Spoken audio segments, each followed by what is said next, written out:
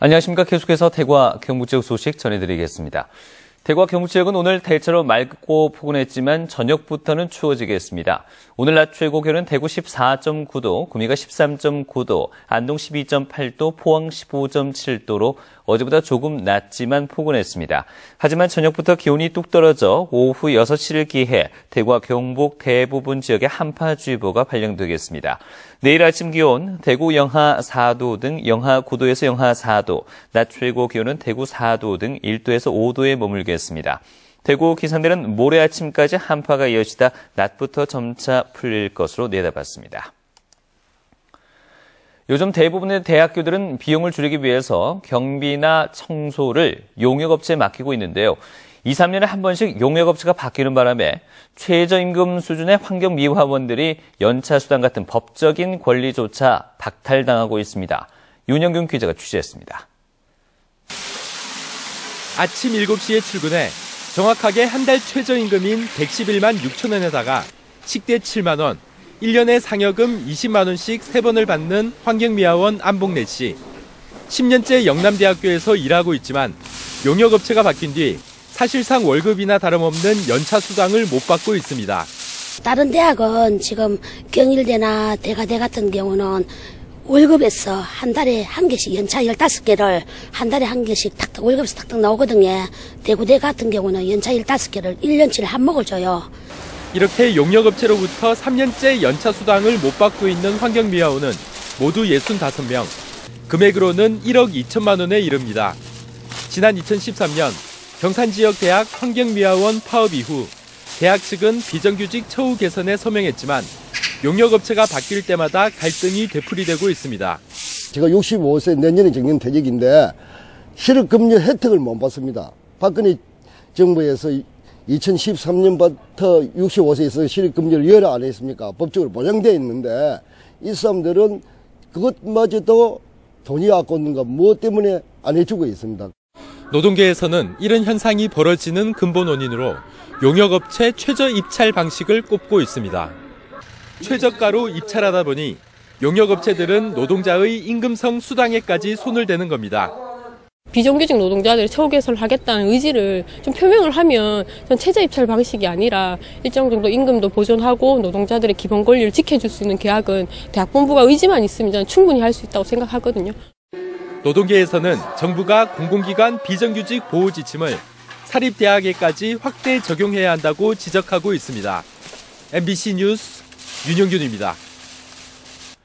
전국 금속노동조합은 오늘 대구 고등법원 앞에서 기자회견을 갖고 최근 상신 브레이크의 경우 사측이 해고자 5명에게 10억 원, 전직 노조 간부 6명에게 1억 원의 손해배상 소송을 하는 등 무분별한 손해배상과 가압류가 노조 파괴의 수단으로 악용되고 있다며 노동 3권을 파괴하는 손해배상 가압류를 철회할 것을 촉구했습니다. 지난해 6월 기준으로 전국 민주노총 17개 노조에 손해배상을 청구한 금액은 1,600억 원, 가압류 금액은 180억 원 정도 되는 것으로 추산되고 있습니다.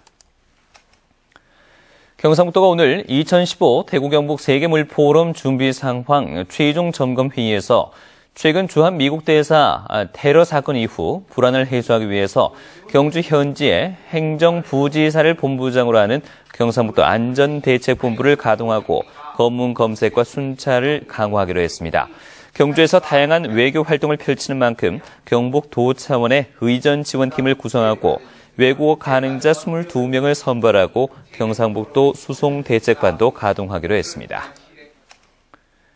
다이텍연구원은 지난달 11일 다이텍연구원장을 연임한 전성기 후보의 원장 승인 요청 공문을 산업통상자원부로 보냈지만 지난달 28일 전 후보가 사의를 표명했다고 밝혔습니다. 보통 신임 기관장의 정부 승인은 일주일 정도 걸리는데 승인이 늦어지자 전 후보가 스스로 물러난 것으로 보입니다. 다이텍연구원은 이르면 다음 달 원장 채용을 재공고하기로 했습니다. 오늘 아침 7시 40분쯤 중앙고속도로 동명휴게소 부근에서 대구 방향으로 가던 25톤 트럭이 중앙분리대를 들이받았습니다. 이 사고로 트럭에 실려있던 돌이 반대 차선으로 쏟아져 차량 10대가 뒤엉켜 추돌해 트럭 운전자 34살 이모 씨가 중상을 입고 두세 명이 다쳐 병원에서 치료받았습니다. 경찰은 트럭 앞 타이어가 터지면서 사고가 난 것으로 보고 정확한 원인을 조사하고 있습니다. 대구 동부경찰서는 어젯밤 8시쯤 대구 입석동의 한 도로에서 승용차가 앞으로 끼어들자 고속버스를 세운 뒤 승용차 운전자의 멱살을 잡고 밀치는 등 폭행한 혐의로 고속버스 기사 김모 씨를 불구속 입건했습니다. 승용차 운전자 신고로 김 씨를 입건한 경찰은 두 차량이 앞뒤를 달리며 계속 시비가 붙은 것으로 보인다며 정확한 경위를 조사하고 있다고 밝혔습니다. 대구 서부경찰서는 의사 명의를 빌려 병원을 차린 뒤 요양급여를 받아 챙긴 혐의로 56살 A씨와 명의를 빌려준 의사 61살 B씨를 구속했습니다. A씨는 지난 2012년부터 대구시 서구에서 B씨의 명의로 병원을 세운 뒤 국민건강보험공단에 요양급여비를 청구해 26억 원 상당을 받은 혐의를 받고 있습니다. 대구 강북경찰서는 지난해 7월 대구 북구의 한 사무실에서 손 모 씨에게 부도난 3천만 원짜리 약소금을 담보로 주고 현금 2,100만 원을 받아 챙긴 혐의로 44살 김 모 씨를 붙잡아 조사하고 있습니다. 경찰은 김 씨에게 사기 등으로 20건의 수배가 내려진 상태여서 매복 끝에 검거했다며 정확한 사기 규모를 조사하고 있다고 밝혔습니다. 경상북도가 한중 FTA와 어촌 노령화 등을 극복하기 위해서 3대 정책과 6대 수산발전 혁신과제를 정하고 2016년부터 2020년까지 5개년 발전 계획을 추진하기로 하고 1,120억 원을 투입합니다. 지금까지 대구에서 전해드렸습니다. 고맙습니다.